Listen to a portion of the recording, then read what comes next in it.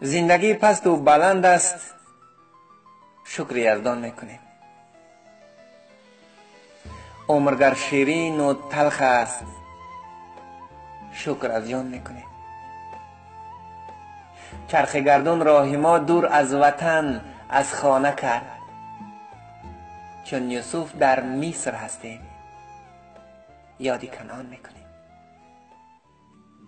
دین و آیین گم نکردیم، راه اسلام میرویم، ذکر رحمان خدا و ختم قرآن میکنیم.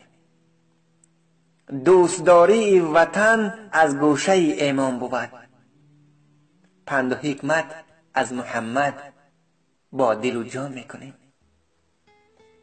از وطن از چشم دوریم، لیک بدیل در قریب، یادی ختلان یادی خوجند و بدخشان میکنیم.